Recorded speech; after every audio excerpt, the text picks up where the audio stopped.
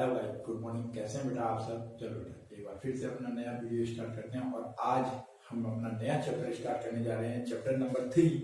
आज जो हमारे पास है classification of elements and periodicity in property, यानी हम वर्गीकरण पढ़ेंगे, तत्वों का वर्गीकरण और उनकी आवर्त में उनकी गुणों की आवर्तिता के बारे में पढ़ेंगे कि किस प्रकार से उनके गुणों में क्लास वर्गीकरण किया जाता है एलिमेंट्स का, और उसमें किस प्रकार से उनके गुण धर्मों में जो आवर्तिता होती है उसके बारे में हम पढ़ेंगे। इससे पहले वाले जो हमने चैप्टर पढ़े, चैप्टर नंबर 1 और 2, उससे रिलेटेड सारे के सारे वीडियो आपके लिए अपलोड हो गए हैं और आप प्लेलिस्ट उसमें हमारे यूट्यूब चैनल पे बनी हुई है, आप जा करके उसको अच्छे से देख सकते हैं। चलिए बेटा, classification of elements and periodicity in property में हम पढ़ेंगे। इसमें है सबसे पहली बात क्या बेटा, एलिमेंट्स। सबसे पहला पॉइंट हमारे पास आता है एलिमेंट्स। एलिमेंट्स मीन्स क्या होता है? तत्वों का मतलब हमारे पे होता है कि जब कोई तत्व यानी एक ही प्रकार के परमाणु से बना होता है। मीन्स अगर हम एलिमेंट को यहाँ पे एक्सप्लेन करें कि एलिमेंट्स मीन्स क्या होता है, एलिमेंट्स मीन्स क्या होता है कि कोई भी तत्व जब एक ही टाइप के ओनली वन टाइप एलिमेंट से बना होता है, वन टाइप एटम से बना होता है, एक ही प्रकार के परमाणु से बना होता है, तो उसको हम क्या कहते हैं? एलिमेंट्स कहते हैं। लाइक जैसे O2, H2, N2, इस तरीके से आप देखें कि O बना तो O के दो परमाणु आपस में मिलकर के O2 बना, H के दो परमाणु आपस में मिलकर H2 बना, यानी सेम टाइप, तो उसको हम क्या कहते हैं? तत्व कहते हैं। इसी प्रकार के तत्वों का अध्ययन हम अपने इस चैप्टर में करेंगे और जानेंगे कि कितने प्रकार के तत्व हमको अब तक प्राप्त हुए। देखिए बेटा, सबसे पहले 1800 ईस्वी तक, ईयर 1800 तक हमको जो तत्व प्राप्त थे वो केवल 38 एलिमेंट वर नोन थे, 32 एलिमेंट्स थे। 1800 ईस्वी 1800 ईयर्स में हमारे पास केवल 31 तत्व क्या थे के बारे में हमें पता था। लेकिन 1865 में 65 साल बाद हमारे को लगभग 63 तत्व प्राप्त हुए, 63 तत्वों के बारे में जानकारी हुई। ठीक है, तो 1800 ईस्वी तक हमारे को केवल 31 तत्वों के बारे में पता था, लेकिन 1865 में जाते जाते 65 साल तक हमको 63 तत्वों के बारे में जानकारी प्राप्त हुई। 2014 की अगर हम बात करें तो 2014 तक हमको 114 तत्वों के बारे में पता चल चुका है, यानी 2014 तक हमको 114 तत्व ज्ञात हो चुके हैं। और आज की अगर हम बात करें, आफ्टर 2016 के आसपास की अगर हम बात करें, तो आज हमको 118 तत्व ज्ञात हो चुके हैं। तो तत्वों की जहां तक हमको पता चला, तो तत्वों की जो संख्या है वो 1800 में 31 तत्व ज्ञात थे, 1865 में जाकर के 63 तत्व तक हमको ज्ञात हुए। लेकिन 2014 या आज की स्थिति की हम बात करें तो हमको अब 118 तक तत्व ज्ञात है। आपकी बुक में 114 तक तत्वों के बारे में मेंशन किया गया। तो इतने सारे तत्वों के बारे में हमको जानकारी प्राप्त हुई। अब बात आई कि 31 तत्व की जहां तक बात थी, जब 31 तक ही हमको तत्वों के बारे में मालूम था, एलिमेंट्स पता थे, तो इनके बारे में भी हमको इसकी पूरी डिटेल, इसकी पूरी केमिकल फिजिकल प्रॉपर्टी अगर हमको पढ़नी हो तो हमको इसके बारे में 31 तत्वों के तक पढ़ने के या याद करने को हमको कहा जाए तो थोड़ा हम उसको बड़ी आसानी से, या ये कह सकते हैं कि मेहनत करके बड़ी आराम से हम 31 तत्वों के बारे में जानकारी कलेक्ट कर सकते हैं। लेकिन जैसे ही हमको कहा जाए कि आपको 63 तत्वों के बारे में भी जानकारी, यानी उनके भौतिक गुण, रासायनिक गुण, उनके सारी की सारी फिजिकल एंड केमिकल प्रॉपर्टीज याद करनी हो और उनके बारे में अध्ययन करना हो, तो थोड़ा टफ हो जाता है। 114 की बात करें तो और ज्यादा बढ़ जाता है। तो हुआ क्या, इन सबको सरल करने के लिए वैज्ञानिकों ने क्या किया, इनको क्लासिफाइड किया, इनका क्या कर दिया, वर्गीकरण किया गया। और वर्गीकरण, इन तत्वों को वर्गीकृत किया गया और उस आधार पर इनके भौतिक एवं रासायनिक गुणों का अध्ययन किया गया, जिससे कि हमें आसानी हुई कि इन तत्वों के भौतिक और रासायनिक गुणों को हम आसानी से क्या कर सकते हैं, पढ़ सकते हैं या याद कर सकते हैं या समझ सकते हैं। इसके लिए क्लासिफाइड किया गया। इसीलिए हम इस चैप्टर में क्या पढ़ेंगे, क्लासिफिकेशन ऑफ एलिमेंट्स पढ़ेंगे, क्योंकि हमें प्रत्येक तत्व के बारे में, उसकी भौतिक, उसके रासायनिक गुणों के बारे में पढ़ना है और उसकी जानकारी लेनी है। तो इसलिए इसको क्लासिफाइड किया गया। तो जब क्लासिफाइड करने का नंबर आया तो सबसे पहले इस तत्व के बारे में जो क्लासिफिकेशन स्टार्ट किया गया, तो वो जो साइंटिस्ट हुए थे उनने डेवेराइनर नाम के साइंटिस्ट हुए, जिन्होंने सबसे पहले तत्वों को क्या किया, क्लासिफाइड करना शुरू किया। तो 1829 में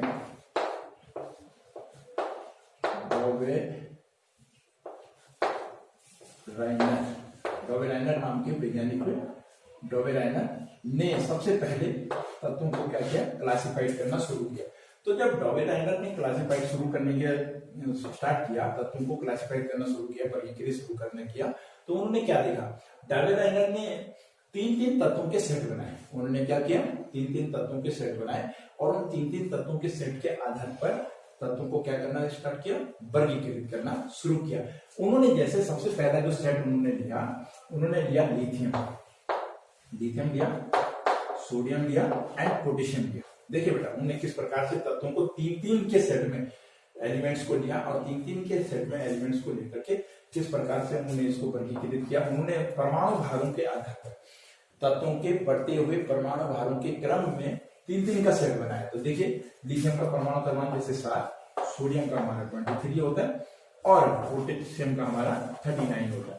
उन्होंने क्या देखा, उन्होंने ये देखा कि जब उन्होंने तीन का सेट बनाया, बढ़ते हुए परमाणु क्रम में तीन तीन का सेट बनाया, तो उन्होंने देखा कि पहला और आखिरी तत्वों के परमाणु द्रव्यमान को जब हमने जोड़ा, यानी उनके परमाणु भार को जब हमने जोड़ा, तो जोड़ने के बाद जो उसका एवरेज निकला, यानी जो औसत आया, वो औसत बिल्कुल बीच वाले के परमाणु भार के बराबर था।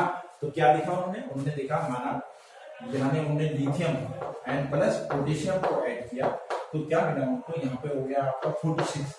जब उन्होंने इसका एवरेज निकाला तो ये एवरेज आया लगभग 23 और उन्होंने देखा कि जो पोटेशियम एंड लिथियम के बीच में जो तत्व सोडियम आया, उसका भी लगभग जो परमाणु द्रव्यमान था वो कितना था, 23 था। तो उन्होंने इस आधार पर तीन तीन का एक सेट बनाया और उस सेट को बनाने का उनका जो तरीका था वो क्या था, मेथड क्या था, कि उन्होंने परमाणु बढ़ते हुए परमाणु द्रव्यमान के क्रम में तीन तीन तत्वों के सेट को रखा और उन्होंने पहले और तीसरे तत्वों के परमाणु द्रव्यमान का एवरेज निकाला, तो वो बीच वाले तत्वों के परमाणु द्रव्यमान के ठीक बराबर था। इसलिए उन्होंने तीन तत्वों को एक साथ रखा और न केवल उनका परमाणु द्रव्यमान समान था, बल्कि उनके जो गुण थे, भौतिक और रासायनिक गुण भी लिथियम और पोटेशियम के जैसे ही भौतिक और रासायनिक गुण किसके थे, सोडियम के भी थे। तो इस प्रकार से डाइवर ने सबसे पहले तत्वों का वर्गीकरण स्टार्ट किया। उसमें उन्होंने सबसे पहला जो ट्राइड्स दिया, उसे डाइवर त्रिक के नाम से जाना जाता है। डाइवर त्रिक के नाम से भी हम इसको जानते हैं, इसको डाइवर ट्राइड्स भी कहते हैं, ट्राइड्स भी कहते हैं त्रिक के रूप में। पहला वर्गीकरण तो उन्होंने तीन तीन तत्वों के सेट के रूप में लिया, एवरेज के रूप में उन्होंने निकाला, तो बीच के तत्वों का जो एवरेज था वो बिल्कुल पहले और दूसरे तत्वों के एवरेज से का औसत जो निकाला उन्होंने, वो बीच के तत्वों का परमाणु भार वही था और उनके रासायनिक और भौतिक गुण भी सेम थे। तो ये डाइवर ने क्लासिफाइड करना स्टार्ट किया। इस प्रकार से उन्होंने तीन तरीके के अपने ट्राइड्स बनाए। तीन तरीके, पहला ट्राइड्स उनका क्या था, lithium sodium and potassium, lithium sodium and potassium. दूसरा जो उन्होंने ट्राइड्स बनाया वो पहले आप इसे नोट कर लीजिए। डाइवर का फर्स्ट ट्राइड हमने देखा लिथियम सोडियम एंड पोटेशियम का। देखिए दूसरा ट्राइड्स उन्होंने क्या लिया था, दूसरा जो त्रिक था उनका ट्राइड्स जो था वो कैल्शियम, स्ट्रांसियम और बेरियम का था। तो देखिए बेटा, कैल्शियम का हमारा जो परमाणु भार होता है वो 40 होता है, स्ट्रांसियम का 88 एंड बेरियम का 137। किस प्रकार से, देखिए डाइवर ने अपने दूसरे ट्राइड्स के बारे में एक्सप्लेनेशन दिया। देखिए यदि हम कैल्शियम और बेरियम का परमाणु भार को आपस में जोड़े तो 177/2 आता है। अगर हम इसका एवरेज निकालें तो 88.25 आता है। इट मींस आप देखिए स्ट्रांसियम बिल्कुल लगभग कितना है, लगभग लिया था उन्होंने, तो लगभग स्ट्रांसियम के ही परमाणु भार के बराबर है ये। तो इसलिए उन्होंने कैल्शियम और बेरियम के बीच में किसको रख दिया, स्ट्रांसियम लिख दिया, क्योंकि स्ट्रांसियम का परमाणु द्रव्यमान 88 है और इन दोनों का एवरेज जब निकला तो ये भी कितना है, 88.25 है। तीसरा जो ट्राइड्स है, ये दूसरा था उनका। तीसरा जो ट्राइड्स था डाइवर का, उन्होंने क्लोरीन, ब्रोमीन और आयोडीन के रूप में लिया। देखिए बेटा, क्लोरीन का 35.5 होता है, आयोडीन का 127 होता है। जब उन्होंने इन दोनों को ऐड करके इसका एवरेज निकाला तो 81.25 आया, 81.25 आया। और आप देखिए लगभग वही एटॉमिक जो मास है, वो परमाणु जो भार है वो बिल्कुल ब्रोमीन का भी है। किसका है, ब्रोमीन का भी है। इसलिए उन्होंने क्लोरीन और आयोडीन के बीच में किसको रख दिया, ब्रोमीन को रख दिया। तो देखिए बेटा, इस प्रकार से डाइवर की ये ट्राइड्स था। इन्होंने लिथियम सोडियम पोटेशियम के रूप में पहला ट्राइड्स बनाया, दूसरा ट्राइड इन्होंने कैल्शियम, स्ट्रांसियम और बेरियम के रूप में बनाया, तीसरा ट्राइड इन्होंने क्लोरीन, ब्रोमीन और आयोडीन के रूप में लिया। इस प्रकार से उन्होंने तीन सेट बनाए, तीन तीन तत्वों के, जिन्होंने त्रिक नाम दिया, यानी ट्राइड्स नाम दिया। और आपने देखा तीनों में एक चीज आपने नोटिस करी कि पहले और दूसरे तत्व के परमाणु भारों को जोड़ने पर जो औसत परमाणु द्रव्यमान निकला वो बिल्कुल बीच वाले तत्वों के परमाणु भार के बराबर था। इस आधार पर डायवर-रायनर ने अपना त्रिक तैयार किया। क्या था डायवर-रायनर का त्रिक? कि डायवर-रायनर ने अपने ट्राइड्स में देखा कि पहले और तीसरे तत्व को के परमाणु भारों को जब जोड़ करके उसका जब औसत निकला, उस औसत का जो था वो बीच वाले तत्व के परमाणु भार के बिल्कुल या लगभग बराबर था। इस प्रकार से उन्होंने पहले और दूसरे तत्व के बीच में अपना तीसरा तत्व रखा और ये भी देखा गया कि ये जो तीसरा तत्व बीच का जो तत्व था इसके गुणधर्म पहले और तीसरे तत्व के ही गुणधर्मों के जैसे थे, यानी इनके रासायनिक और भौतिक गुणों में भी समानता पाई गई। इस प्रकार से डायवर-रायनर का ट्राइड्स बना और डायवर-रायनर ने अपने ट्राइड्स को बनाया और काफी हद तक डायवर-रायनर के ट्राइड्स इन तत्वों के हिसाब से सही हुआ। लेकिन बेटा फेल क्यों हुआ? फेल होने का कारण ये था, यानी ये आगे क्यों नहीं बढ़ पाया? आगे इसलिए नहीं बढ़ पाया क्योंकि डायवर-रायनर के ट्राइड्स में आगे जब और तत्वों की खोज हुई तो आगे अन्य तत्वों पर ये ट्राइड्स लागू नहीं हुआ। आगे जो तत्व मिले उनको इस प्रकार से अरेंज करना संभव नहीं हो पाया, इसलिए डायवर-रायनर का ट्राइड्स क्या हो गया, या आप कह सकते हैं कि आगे नहीं बढ़ पाया। इसीलिए ये केवल 9 तत्वों तक ही अपने ट्राइड्स को आगे बढ़ा पाए। तो इस प्रकार से बेटा पहला क्लासिफिकेशन के रूप में हमारे पास डायवर-रायनर आया और आपने हाई स्कूल लेवल पे भी इसको अच्छे से पढ़ा है ट्राइड्स को। आपने इन ट्राइड्स को याद रखना है, lithium, sodium, potassium, calcium, strontium, barium और क्लोरीन, ब्रोमीन, आयोडीन, ये 9 तत्वों का उन्होंने 3 सेट के रूप में बना करके उनके बढ़ते हुए परमाणु भार के रूप में इनको रखा। पहले और अंतिम तत्व के परमाणु भार का जो औसत निकला वो बीच वाले तत्वों के लगभग समान था। इस आधार पर उन्होंने तत्वों को अरेंज किया। तो अगला जो हम क्लासिफिकेशन पढ़ेंगे वो पढ़ेंगे न्यूलैंड का। किसका पढ़ेंगे? नाउ जो नेक्स्ट क्लासिफिकेशन आया वो आया न्यूलैंड ऑक्टिव रूल्स। देखिए अगले साइंटिस्ट हुए थे न्यूलैंड्स, एक महान साइंटिस्ट थे। न्यूलैंड्स ने अपना क्लासिफिकेशन में जो एलिमेंट्स का क्लासिफिकेशन किया उसके लिए एक रूल दिया जिसका नाम था न्यूलैंड ऑक्टिव रूल, जिसको हम न्यूलैंड का अष्टक नियम कहते हैं। ध्यान रखिए बेटा, ये अष्टक शब्द आएगा लेकिन इसकी इंग्लिश की स्पेलिंग पे ध्यान रखिए, ये ऑक्टिव है, ऑक्टेट नहीं है। आगे जाकर के हम एक रूल पढ़ेंगे ऑक्टेट, ये ऑक्टिव है, OCTOV है, ऑक्टिव है। तो न्यूलैंड ने अपना अष्टक नियम दिया। तो किस आधार पर न्यूलैंड ने तत्वों का वर्गीकरण किया? उन्हें संगीत से बहुत प्रेम था, तो उन्होंने क्या देखा, उन्होंने संगीत के जो नोट्स होते हैं उसके आधार पर क्लासिफिकेशन किया। कैसे किया? जैसे हम संगीत के स्वर जो पढ़ते हैं क्या क्या होते हैं, सा रे गा मा पा धा नी। संगीत के जो 7 स्वर होते हैं वो क्या होते हैं? सा रे गा मा पा धा नी। लेकिन देखिए जब हम इन स्वरों को बोलते हैं, इन नोट्स को जब हम रिपीट करते हैं तो कैसे होते हैं? सा रे गा मा पा धा नी, फिर सा होता है, पा धा नी सा, यानी इसके बाद फिर से क्या आता है? सा आता है। उन्होंने देखा कि किस प्रकार से संगीत के जो ये नोट्स हैं, 7 स्वर हैं, इसमें नी के बाद फिर से पहला वाला स्वर आ रहा है, पहला वाला नोट आ रहा है, सा रे गा मा पा धा नी सा, सा फिर से रिपीट हो रहा है। उन्होंने देखा कि जिस प्रकार से संगीत में ये नोट्स दोबारा से रिपीट होता है, ठीक इसी को आधार मानते हुए उन्होंने तत्वों का क्या करा? वर्गीकरण करना शुरू किया। तो उन्होंने क्या करा? उन्होंने देखिए सा के नीचे क्या रखा? लिथियम। लिथियम को उन्होंने सबसे पहले किसके नीचे रखा? सा के नीचे लिथियम, फिर रखा उन्होंने बेरिलियम, फिर उन्होंने रखा बोरोन, फिर उन्होंने रखा कार्बन, फिर उन्होंने रखा नाइट्रोजन, फिर उन्होंने रखा ऑक्सीजन और इसके साथ उन्होंने क्या रखा? फ्लोरीन। देखिए इस प्रकार से उन्होंने संगीत के स्वरों के आधार पर तत्वों को रखना शुरू किया। उन्होंने रखा, ये भी बढ़ते हुए परमाणु क्रमांक के आधार पर ही रखे गए थे, lithium, beryllium, boron, carbon, nitrogen, oxygen and fluorine. ठीक, उसके नीचे लिथियम के नीचे जो उन्होंने तत्व रखा वो उन्होंने रखा सोडियम, फिर बेरिलियम के नीचे रखा मैग्नीशियम, बोरोन के नीचे रखा एल्युमिनियम, कार्बन के नीचे रखा सिलिकॉन, नाइट्रोजन के नीचे रखा फास्फोरस, ऑक्सीजन के नीचे उन्होंने रखा सल्फर एंड फ्लोरीन के नीचे क्या रखा? क्लोरीन। देखिए अब किस प्रकार से न्यूलैंड ने इनके गुण धर्मों का अध्ययन किया। उन्होंने संगीत के 7 स्वरों के आधार पर तत्वों को रखना शुरू किया।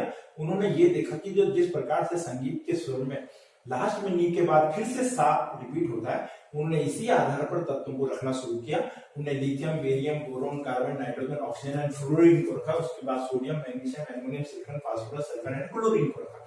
उन्होंने क्या देखा, उन्होंने जब इनके फिजिकल एंड केमिकल प्रॉपर्टीज का अध्ययन किया तो उन्होंने एक चीज पाई। उन्होंने पाया कि जो ये फ्लोरीन एंड क्लोरीन है, जिसको उन्होंने नीचे रखा, जब उन्होंने इस फ्लोरीन और क्लोरीन का केमिकल प्रॉपर्टीज का स्टडी करी, तो केमिकल प्रॉपर्टीज की स्टडी करने में उन्होंने क्या देखा, उन्होंने जब फ्लोरीन की अभिक्रिया हाइड्रोजन से कराई तो उन्होंने देखा फ्लोरीन जब हाइड्रोजन से अभिक्रिया करता है तो HF प्राप्त होता है, और क्लोरीन जब हाइड्रोजन से अभिक्रिया करता है तो HCl प्राप्त होता है। हमने देखा सेम जिस प्रकार से फ्लोरीन हाइड्रोजन से अभिक्रिया करके हाइड्रोजन फ्लोराइड बनाता है, ठीक उसी प्रकार से क्लोरीन भी हाइड्रोजन से अभिक्रिया करके क्या बनाता है, हाइड्रोजन क्लोराइड बनाता है। ठीक इसी प्रकार से उन्होंने ऑक्सीजन और सल्फर का ये धा वाली पोजीशन का केमिकल स्टडी करी तो उन्होंने क्या पाया, उन्होंने देखा कि जिस प्रकार से ऑक्सीजन के साथ में मिलकर के हाइड्रोजन के साथ में ऑक्सीजन मिलकर के H2O बनाता है, ठीक उसी प्रकार से हाइड्रोजन के साथ में मिलकर के सल्फर भी क्या बनाता है, H2S बनाता है। इस प्रकार से उन्होंने आगे भी बाकी प्रॉपर्टी का अध्ययन किया और उन्होंने देखा कि ये जो तत्व उन्होंने एक दूसरे के नीचे लिए हुए थे, ये तत्व रासायनिक गुणधर्म में भी क्या थे, समान थे। उन्होंने सबका अध्ययन, जैसे कार्बन का लिया, कार्बन की जब हाइड्रोजन के साथ में अभिक्रिया कराई तो उन्होंने देखा कि कार्बन हाइड्रोजन से अभिक्रिया करके CH4 बनाता है, और ठीक इसी प्रकार के सिलिकॉन भी हाइड्राइड के रूप में SiH4 बनाता है। तो इस प्रकार से न्यूलैंड ने देखा कि प्रत्येक तत्व को जब उन्होंने संगीत के स्वरों के आधार पर रखा तो प्रत्येक तत्व जो उसके नीचे आया वो समान गुणधर्म प्रदर्शित कर रहा था। उसकी जो रासायनिक जो केमिकल या फिजिकल प्रॉपर्टी थी वो एक जैसी थी। तो उन्होंने लास्ट में अपना जो रूल निकाला, तो किस प्रकार से उसने अपने रूल का, उन्होंने कहा जिस प्रकार से संगीत के साथ, देखिए अगर इनके ऊपर में नंबर डालो तो 1 2 3 4 5 6 एंड 7 नंबर आता है, सातवें के बाद फिर से यहाँ पे जो तत्व आएगा वो आठवां आएगा। उन्होंने कहा जिस प्रकार से संगीत के स्वरूप में पहले के बाद दोबारा से पहला वाला तत्व आठवें तत्व के रूप में आता है, ठीक है, आठवें के रूप में जैसे संगीत की धुन रिपीट होती है, ठीक उसी प्रकार उन्होंने कहा कि पहले तत्व के जो गुण धर्म होंगे वो उसके बाद जो आठवां तत्व होगा उसके गुण धर्म समान होंगे। अब माना मैंने लिथियम के ऊपर नंबर डाला, लिथियम से काउंटिंग शुरू करें तो lithium 1, beryllium 2, boron 3, carbon 4, nitrogen 5, oxygen 6, fluorine 7 है। और फिर से देखिए आठवें तत्व के रूप में क्या आया, सोडियम आया। यानी पहले और आठवें तत्व के रासायनिक और भौतिक गुण धर्म क्या होंगे, समान होंगे। और उन्हें इस आधार पर अपना और न्यूलैंड ने ऑक्टेट रूल दिया, इसीलिए इसको क्या कहा जाता है, ऑक्टेट रूल, क्योंकि पहले और आठवें तत्व के गुण क्या होंगे, गुणधर्म क्या होंगे, रासायनिक गुणधर्म क्या होंगे, समान होते हैं। और उन्होंने पाया भी कि जब लिथियम आठवें नंबर पे, लिथियम के ठीक नीचे क्या आया, सोडियम आया। अच्छा बेरिलियम की तरफ चले, अगर बेरिलियम को हम पहला मान लें तो बेरिलियम से काउंटिंग शुरू करते हैं, beryllium 1, boron 2, carbon 3, nitrogen 4, oxygen 5, fluorine 6, और देखिए इस तरीके से 1 2 3 4 5 6 7 एंड 8 आठवें नंबर पे क्या है, ठीक मैग्नीशियम के किस नंबर पे है, आठवें नंबर पे है, और इसीलिए बेरिलियम के ठीक नीचे है। बोरोन की बात करें तो बोरोन से काउंटिंग शुरू करें तो 1 2 3 4 5 6 7 8, एल्युमिनियम ठीक आठवें नंबर पे आता है, बोरोन के ठीक नीचे एल्युमिनियम का नंबर क्या, आठवां। इस आधार पर उन्होंने देखा कि प्रत्येक आठवां तत्व पहले तत्व के जैसे गुण धर्म प्रदर्शित करता है। इस आधार पर न्यूलैंड ने अपना ऑक्टेट रूल दिया। ऑक्टेट रूल क्या था, संगीत के स्वरों को आधार मानते हुए न्यूलैंड ने कहा कि जिस प्रकार से संगीत के स्वरों में प्रत्येक आठवां सुर पहले सुर से जैसे समानता रखता है, ठीक उसी प्रकार तत्वों को जब उनके परमाणु द्रव्यमानों के बढ़ते क्रम में व्यवस्थित किया जाता है तो पहले तत्व के जैसे ही गुणधर्म ठीक आठवां तत्व जो आता है उसके गुणधर्म पहले तत्व के जैसे होते हैं। पहले तत्व से आठवें तत्व के गुणधर्मों में समानता पाई गई। इसको न्यूलैंड का ऑक्टेट रूल या अष्टक नियम कहते हैं। न्यूलैंड ने इस प्रकार से इन तत्वों को क्या किया, अरेंज किया, और न्यूलैंड का अष्टक रूल आगे न्यूलैंड कैल्शियम तक ही क्या कर पाया, अपने रूल को तत्वों को वर्गीकृत कर पाए। लेकिन क्योंकि न्यूलैंड के समय तक 63 तत्वों की खोज हो चुकी थी और न्यूलैंड के द्वारा कैल्शियम से आगे जैसे भारी तत्वों की खोज हुई, तो उसके आगे न्यूलैंड क्या कर पाया, तत्वों को वर्गीकृत नहीं कर पाया। इसलिए भारी तत्वों को न्यूलैंड के द्वारा वर्गीकृत नहीं किया गया। यही न्यूटन के अस्टर नियम का ड्रॉबैक भी है कि आगे जो अन्य तत्व थे, भारी तत्व, उनको न्यूटन के नियम के द्वारा व्यवस्थित नहीं किया गया। ये है बेटा आपके पास पहला क्लासिफिकेशन हमने पढ़ा। क्लासिफिकेशन के रूप में हमें डायवेलाइनर का टाइप्स पढ़ा, और दूसरे जो साइंटिस्ट आए जिन्होंने तत्वों को वर्गीकृत करने का सबसे पहले प्रयास किया 1865 में, वो थे न्यूलैंड। और न्यूलैंड एंड डायवेलाइनर के अकॉर्डिंग पहला क्लासिफिकेशन हमने पढ़ा एलिमेंट्स का। आप इस वीडियो को अच्छे से देखिए, वॉच करिए, अपनी और वीडियो को शेयर जरूर कीजिए। कहीं